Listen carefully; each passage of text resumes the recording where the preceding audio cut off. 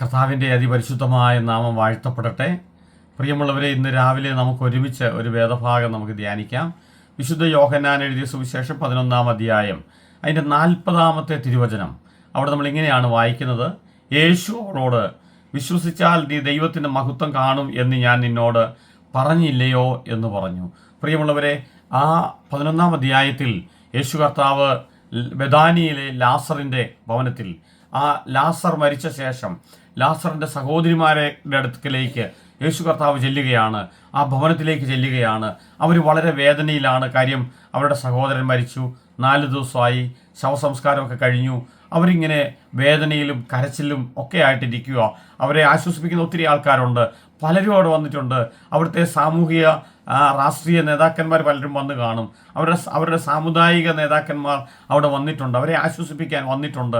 പക്ഷേ ഇവർക്കൊന്നും ഇവരെ ആശ്വസിപ്പിക്കാൻ കഴിയാതിരിക്കുമ്പോൾ, അവരുടെ പ്രശ്നത്തിന് ഒരു പരിഹാരം കൊടുക്കാൻ കഴിയാതിരിക്കുമ്പോൾ, നല്ല കർത്താവ്, നമ്മുടെ കർത്താവായി ആ ഭവനത്തിലേക്ക് ചെന്നു. ഞാൻ നിങ്ങളോട് പറയട്ടെ, വേദനയിൽ ഇരിക്കുന്ന ഭവനത്തിലേക്ക് അങ്ങോട്ട് ഇറങ്ങി വരുന്ന ഒരു നല്ല യേശു കർത്താവുണ്ട്.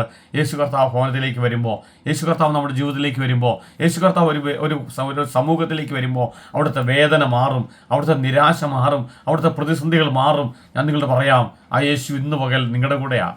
നിങ്ങളെ വേദനിപ്പിക്കാതെ, നിങ്ങളെ ആശ്വസിപ്പിക്കുന്ന, നിങ്ങളെ സന്തോഷിപ്പിക്കുന്ന, നിങ്ങളെ സമാധാനിപ്പിക്കുന്ന ആ യേശുവിൻ്റെ സാന്നിധ്യം ഇന്ന് പകലും നമുക്ക് അനുഭവിക്കാൻ കർത്താവ് നമ്മളെ സഹായിക്കട്ടെ. പ്രിയമുള്ളവരെ, യേശു കർത്താവ് പറയും, വിശ്വസിച്ചാൽ നീ ദൈവത്തിൻ്റെ മഹത്വം കാണും. ഇന്ന് രാവിലെ യേശുവിന് എന്നോടും നിങ്ങളോടും പറയാനുള്ള കാര്യം, വിശ്വസിച്ചാൽ നീ ദൈവത്തിൻ്റെ മഹത്വം കാണും.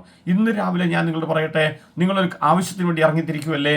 ഇന്ന് നിങ്ങളൊരു അത്യാവശ്യം വേണ്ടി ഇറങ്ങിത്തിരിക്കുമല്ലേ? നിങ്ങളുടെ ജീവിതത്തിൽ യേശു കർത്താവ് അത്ഭുതം ചെയ്യുന്ന കർത്താവാണ്. വിശ്വസിക്കാമെങ്കിൽ കർത്താവ് ചെയ്യുന്ന അത്ഭുതം നിങ്ങൾക്ക് അനുഭവിക്കാൻ കഴിയും. കർത്താവ് പറയും, വിശ്വസിച്ചാൽ നീ ദൈവത്തിൻ്റെ മഹത്വം കാണുമെന്ന് ഞാൻ നിന്നോട് പറഞ്ഞില്ലേ?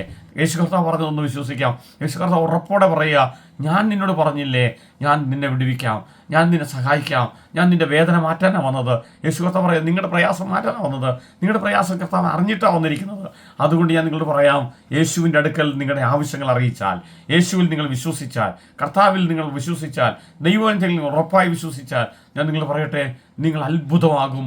നിങ്ങളുടെ ഭാരങ്ങൾ മാറും, നിങ്ങളുടെ പ്രയാസങ്ങൾ മാറും, നിങ്ങളുടെ ആവശ്യങ്ങളിൽ കർത്താവ് ഇറങ്ങി വന്ന് അത്ഭുതം ചെയ്യാനിടയായിത്തീരും. ഇന്ന് രാവിലെ നമുക്ക് കർത്താവിൽ വിശ്വസിക്കാം, കണ്ണുകളടയ്ക്കാം, നമുക്ക് പ്രാർത്ഥിക്കാം. ഞങ്ങളുടെ പ്രിയ പിതാവേ, ഞങ്ങൾ അങ്ങിൽ വിശ്വസിക്കുന്നു.